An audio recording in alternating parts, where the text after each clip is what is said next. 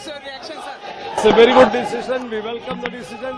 We appreciate the ICC. Yes. Sir, what next, sir? Any opportunity to KC Venugopal, sir? Sir, CLP meeting has been postponed, sir. Any announcement on Deputy CM, sir? From IUML or something? Yes.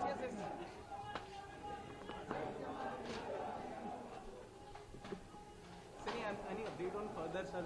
Announcement? I will have a press conference later.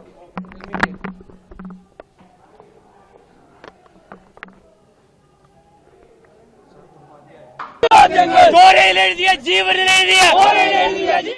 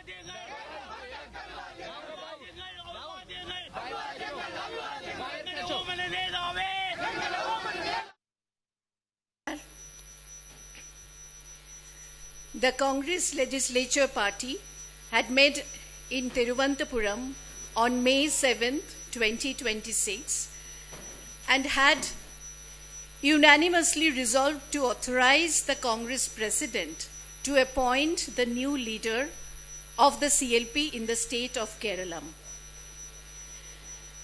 Accordingly, the Congress President has held extensive discussions with the chairperson of the Congress Parliamentary Party, leader of the opposition in the Lok Sabha, the AICC observers who had met with the newly elected MLAs on May 7, 2026, and many other leaders from the state, including MPs, former PCC presidents, have also been consulted.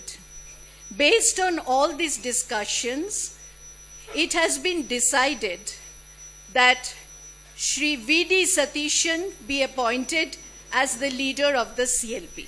Thank you so much.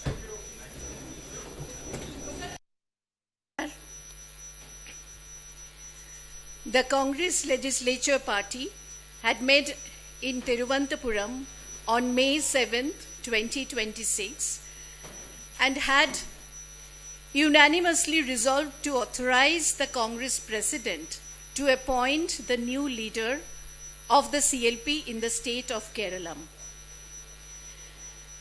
Accordingly, the Congress President has held extensive discussions with the chairperson of the Congress Parliamentary Party, leader of the opposition in the Lok Sabha, the AICC observers who had met with the newly elected MLAs on May 7, 2026, and many other leaders from the state, including MPs, former PCC presidents, have also been consulted.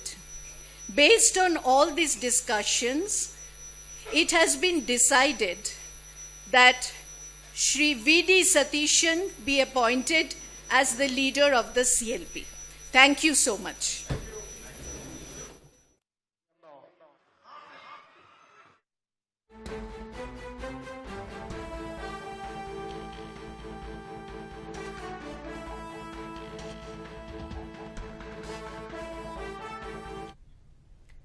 Kerala సీఎంగా బీడీ సతీశన్ పేరును కాంగ్రెస్ అధిష్టానం ప్రకటించింది. మరిన్ని వివరాలు మా ప్రతినిధి అరుణ్ అడిగి తెలుసుకుందాం. అరుణ్, సీఎంగా సతీశన్ పేరును ఏ ప్రాతిపదికన ప్రకటించారు? కేరళ ముఖ్యమంత్రి అభ్యర్థిగా బీడీ సతీశన్ పేరును కాంగ్రెస్ పార్టీ అధిష్టానం ఈ రోజు ఖరారు చేసింది. దీనికి సంబంధించి తీవ్ర స్థాయిలో కసరత్తు చేసినటువంటి కాంగ్రెస్ పార్టీ అందుకు సంబంధించిన పార్టీలోని ప్రతి ఒక్కరు ఎమ్మెల్యేకి సంబంధించి కేరళలో గెలిచినటువంటి ఎమ్మెల్యే అందరి నుంచి అభిప్రాయం సేకరించింది. దాంతో పాటుగానే పార్టీకి సంబంధించి ఇప్పటికే లోక్సభలో ప్రాతినిధ్యం వస్తున్నటువంటి ఎంపీల నుంచి కూడా పూర్తి స్థాయిలో సంప్రదింపులు జరిపిన అనంతరమే కాంగ్రెస్ పార్టీ నిర్ణయం తీసుకున్నట్లుగా.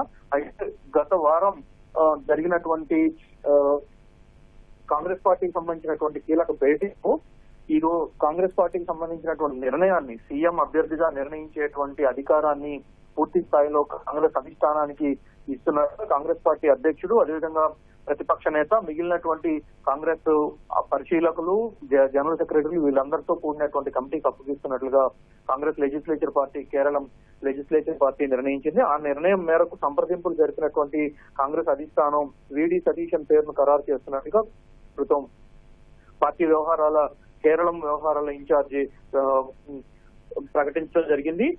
ఈ రోజు జరిగినటువంటి ప్రెస్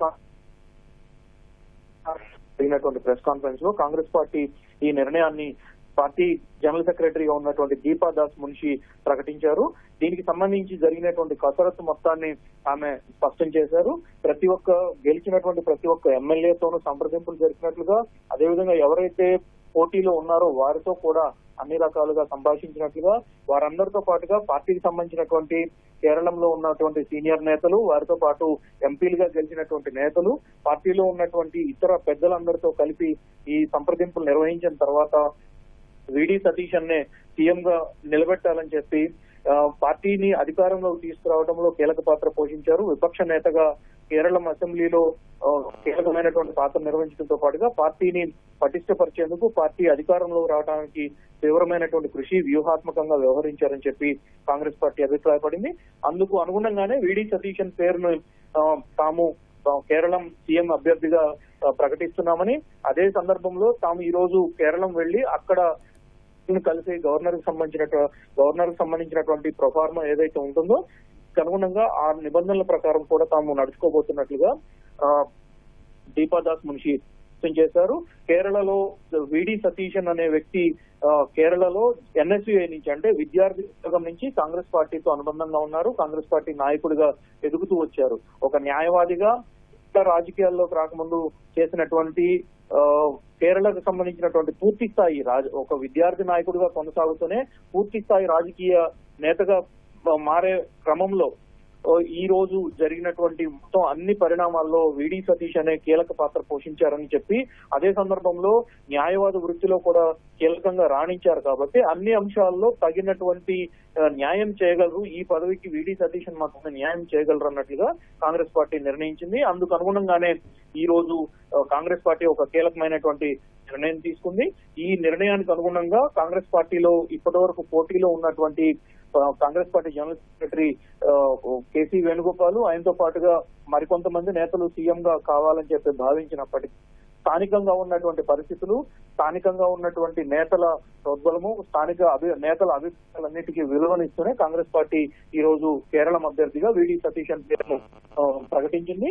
ఇప్పుడు ఈ రోజు మధ్యాహ్నం తర్వాత తిరువనంతపురంలో జరిగేటువంటి పార్టీ లెజిస్లేచర్ భేటీలో కూడా ఇదే అంశాన్ని ప్రస్తావించి ఏకసభ్య తీర్మానం చేసి ఆ తీర్మానం కాపీని గవర్నర్ కు అందించడానికి ఇప్పటికే కేరళం కాంగ్రెస్ పార్టీకి సంబంధించినటువంటి నేతలు గవర్నర్ అపాయింట్మెంట్ కూడా కోరినట్లుగా తెలుస్తా ఉంది. ధన్యవాదాలు అరుణ్.